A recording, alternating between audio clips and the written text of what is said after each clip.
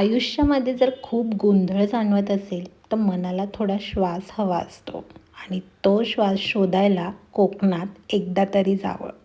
सकाळी 6ला पुण्याहून आम्ही निघालो. रस्ते रिकामे होते, वीकडेज होता आणि हवेत थोडीशी थंडीसुद्धा होती, म्हणून प्रवासाची परफेक्ट सुरुवात झाली. बरं, आम्ही परवाच्याच दिवशी माथेरानची ट्रिप करून आलेलो असलो तरी श्रीवर्धनला जाताना एक वेगळीच एक्साइटमेंट होती. जसं जसं आम्ही मुळशी आणि ताम्हिणी घाटच्या वाटेला लागलो तसं तसं मन शांत व्हायला लागलं. जणू काही निसर्ग आमच्यासोबत बोलत होता. तुम्हाला मजेची एक गोष्ट सांगू? ताम्हिणी घाट जसा चालू होतो तसं आपल्या मोबाईलचं नेटवर्क जातं.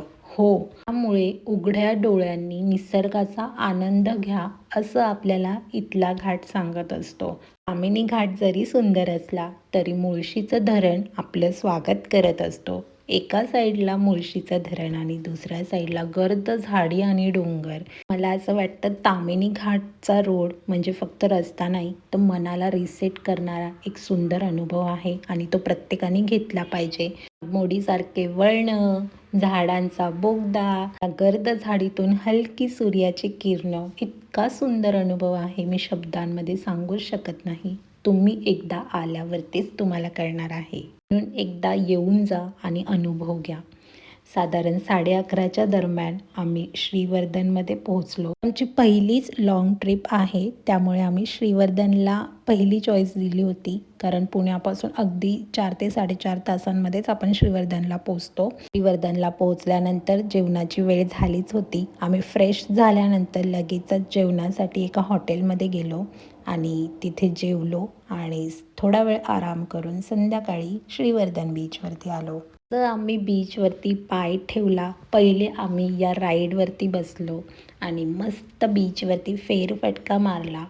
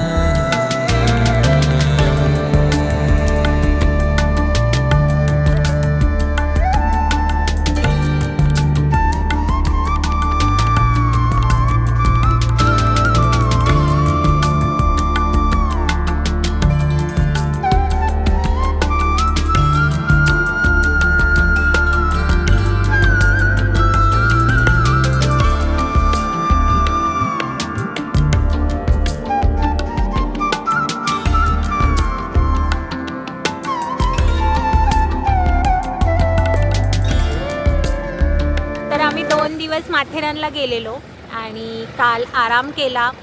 आराम म्हणजे घरातली कामं वगैरे, बॅगपॅकिंग आणि भरपूर आवरावर होती. ते सगळं झाल्यानंतर आज सकाळी पहाटे नाही, आपण 6 वाजता निघालो ना. आम्ही 6 वाजता श्रीवर्धनसाठी निघालो.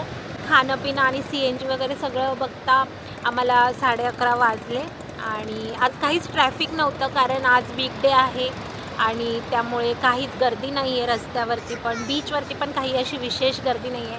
छान वाटते, रिलॅक्स करतो आहे आणि खूप छान क्लायमेट आहे. आत्ता सनसेट झालेला आहे. आम्ही आलो आणि जस्ट सनसेट झाला. तर काही व्हिडिओ मी शूट करण्याचा प्रयत्न केला, पण आम्ही राईड करत होतो, त्यामुळे सनसेट प्रॉपर शूट नाही झाला. पण आहोत आम्ही 2-3 दिवस इकडे, तर तुम्हाला दाखवू सनसेट, सनराईज सगळं. आणि आता शौर्य मस्त एन्जॉय करतो आहे, माती खेळतो आहे. छान टॉईज आणलेत त्याच्यासाठी, आम्ही बादली वगैरे आणि रिंग आणले खेळण्यासाठी. तर त्या ॲक्टिव्हिटीज तो करतो आहे. तर खेळून झाल्यानंतर आम्ही छानसं हॉटेल बघू जेवणासाठी, कारण आम्ही जिथे थांबलेलो आहोत त्या हॉटेलमध्ये खाण्याची सोय नाही आहे. म्हणजे तिथे एक मावशी आहे, त्या बनवून देतात सांगितलं तर, आणि पण ऑर्डर द्यावी लागते, म्हणून आम्ही बाहेर हॉटेल्स शोधत आहोत. एका हॉटेलमध्ये खाल्लं यूट्यूबवरती सर्च करून, पण इतकं काही खास वाटलं नाही. म्हणजे मी तर व्हेज खाल्लं आणि मला व्हेज ठीक वाटलं, पण नॉनव्हेज इतकं काही खास नव्हतं तिकडे. सो त्यामुळे आत्ताचं हॉटेल आम्हाला चांगलं मिळणं खूप मस्ट आहे, कारण पेटपूजा चांगली झाली की मग ट्रिप पण छान होते. सो चला, अंधार पडलेला आहे, थंडीचे दिवस आहेत त्यामुळे लवकर अंधार पडतोय, खूप शांत वाटतंय. आणि इथे या लोकांनी बघा काय बनवलं. काय बनवलंय तुम्ही?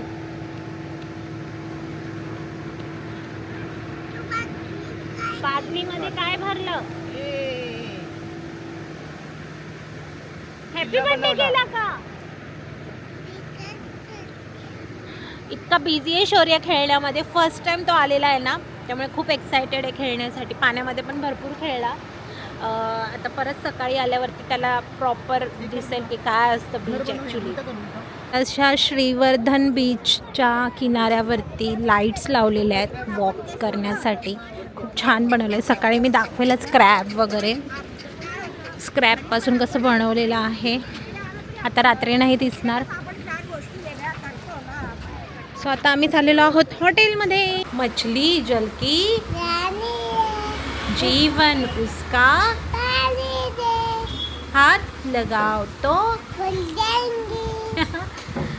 बाहर निकालो तो. Good morning. आज आहे आमचा डे 2 श्रीवर्धनमध्ये आणि आता सकाळचे 10 वाजत आलेले आहेत आणि आम्ही नाश्ता करण्यासाठी चाललो आहोत जवळपास जिथे मिळेल तिकडे. आणि शौर्य इथे मखाना खातोय. शौर्य मखाना दाखव. शौर्याला खूप भूक लागलेली आहे. हो, दिसला. हॅलो करा शौर्य. शौर्याने बीचचे कपडे घातलेले आहेत. आम्ही तसंच बीचवरती पण जाण्याचा प्लॅन करतोय. May be श्रीवर्धनच्या. हो दिसलं त्यांना. पप्पाला पण दिसलं. तर श्रीवर्धनच्या बीचवरती जाण्याचा प्लॅन आहे सध्या तरी, कारण आम्ही रात्री गेलो होतो म्हणजे संध्याकाळी, आणि अंधारात इतकं काही एक्सप्लोर नाही करता आलं. तर तिथे वेगळे वेगळे स्क्रॅबपासून क्रॅब्स वगैरे असं बनवलं जे मुलांना बघायला छान आकर्षक वाटत. नंतर आम्ही प्लॅनमध्ये चेंज केला. श्रीवर्धनच्या बीचवरती परत जाण्यापेक्षा आरवी बीच इथून जवळ आहे, 8 किलोमीटर साधारण. तिथे जाऊयात म्हटलं आणि ऑन द वे जो नाश्ता मिळेल तो खाऊयात. खरं तर कोकणामध्ये आलो आहोत आणि मला आंबोळी खायची होती, कारण मी आंबोळी आजपर्यंत खाल्लेली नाही आहे.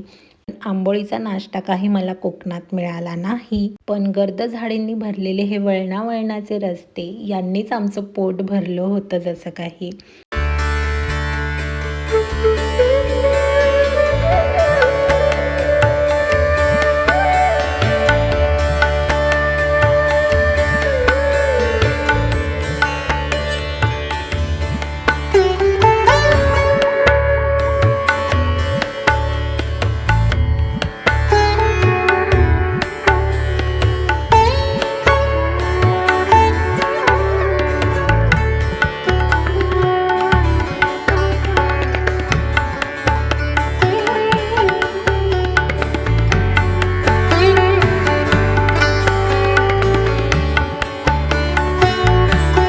आरवी बीच लागण्यापूर्वी एक छोटंसं गाव लागलं आणि त्या चौकामध्येच एक काका गरमागरम वडापाव काढत होते, म्हणून आम्ही वडापाव खाण्याचं ठरवलं. सकाळचं वातावरण इतकं सुंदर आणि शांत होतं आणि सकाळीच या मुलांचा मोर्चा निघालेला होता शाळेतून. या काकांनी इतके अप्रतिम आणि चविष्ट वडापाव बनवलेले की आम्ही गरम गरम 3 वडापाव तिथे खाल्ले. इतके क्रिस्पी आणि छान होते ना, तुम्ही नक्की ट्राय करा.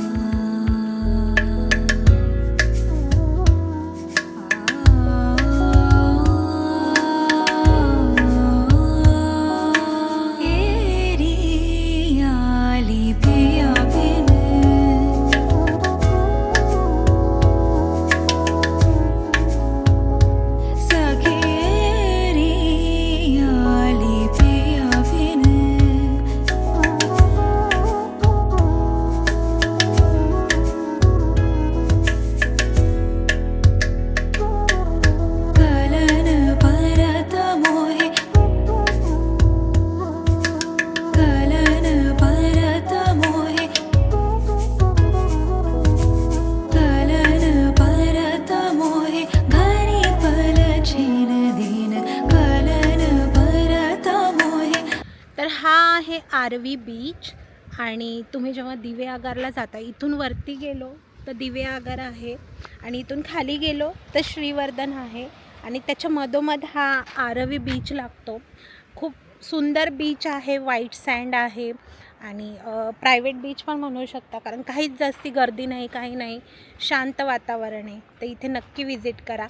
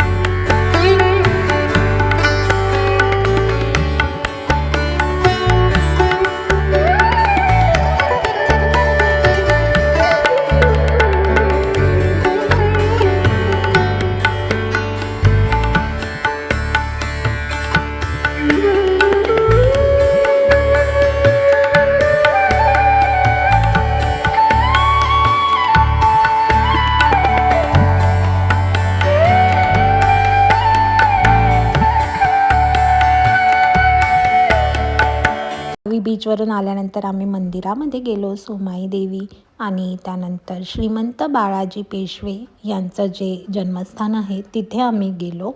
तिथे आता सध्या काम चालू आहे. त्यानंतर इथे हॉटेलमध्ये आलो जेवण करण्यासाठी, आणि या हॉटेलचे आणि बाकी हॉटेल्सचे रिव्ह्यू मी नेक्स्ट व्हिडिओमध्ये नक्की देणार आहे की कोणतं ठिकाण श्रीवर्धनमध्ये खाण्यासाठी खरंच चांगलं आहे. तर इथे या हॉटेलमध्ये असे ससे त्यांनी पाळले होते आणि शौर्य त्यांना बघून खूप आनंदी झालेला आणि खूप खेळला. थोडासा आराम करून आम्ही पुन्हा संध्याकाळी निघालो श्रीवर्धनच्या बीचवरती. आम्ही जिथे राहिलो त्या गल्लीमध्ये सगळेच होमस्टे होते. तिथे रहिवाशी राहतसुद्धा होते आणि त्यांनी होमस्टे पण तिथे ठेवलेला होता. प्रत्येकाच्या घरी नारळाची आणि सुपारीची झाडं म्हणजे वाडी होती, तिथे वाडी म्हणतात, आणि छान असं झाडांचं कुंपण केलेलं होतं. संध्याकाळी इथून विशेषतः जाताना प्रत्येकाच्या घरी दिवा, अगरबत्ती आणि इतके सुंदर वातावरण वाटत होतं. आज आम्हाला बीचवरती एक जोडपं भेटलं. त्यांची पण 2 लहान बाळं होती आणि शौर्य त्यांच्या दोन्ही बाळांसोबत इथे खेळत आहे. आज पण आम्ही बीचवरती खूप मज्जा केली. जर 1 डे स्टे करायचा असेल तर श्रीवर्धनचा बीच नक्की एक्सप्लोअर करून बघा. इथे खूप छान टांगे, परत राईड्स, बाईक ठेवलेल्या आहेत आणि सनसेटसाठी खूप छान वातावरण पण आहे. जसं की बसण्यासाठी जागा केलेली आहे, वॉकिंगसाठी छान लाईटिंग, परत स्क्रॅपपासून क्रॅब वगैरे असे काही स्टॅच्यू बनवले आहेत जे मुलांना बघायला आवडतील. आणि एकूण एक फॅमिली टाईम स्पेंड करण्यासाठी श्रीवर्धन बीच बेस्ट आहे, तर नक्की ट्राय करा. आरवी बीच हा व्हाईट सँड बीच असल्यामुळे तिथे एक प्रायव्हेट बीच म्हणून सुद्धा तुम्ही विजिट करायला जाऊ शकता आणि तिथली मेन जी कोस्टल राईड आहे ती सगळेजण छान रोड ट्रिप म्हणून एक्सप्लोअर करतात, तर नक्की ट्राय करा. आमची कोकणची ट्रिप इथे अजून संपलेली नाही आहे. नेक्स्ट व्लॉगमध्ये मी तुम्हाला दाखवणार आहे आम्ही कुठे गेलो आणि खाण्याची ठिकाणं. तर तो व्लॉग बघायला पण विसरू नका. आणि हा व्लॉग आवडला असेल तर लाईक करा, गोड लोकांसोबत शेअर करा आणि चॅनलला सबस्क्राईब करायला विसरू नका.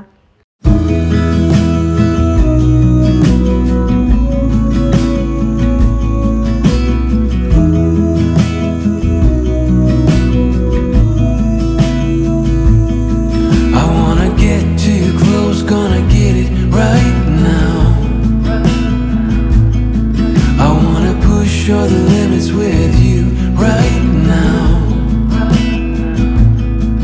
So what's your feelings? The city's screaming, we're not coming home tonight.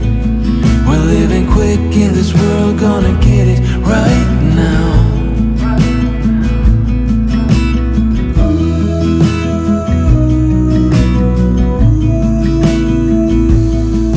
People talk and tell what you wanna hear, they all disappeared. They will let you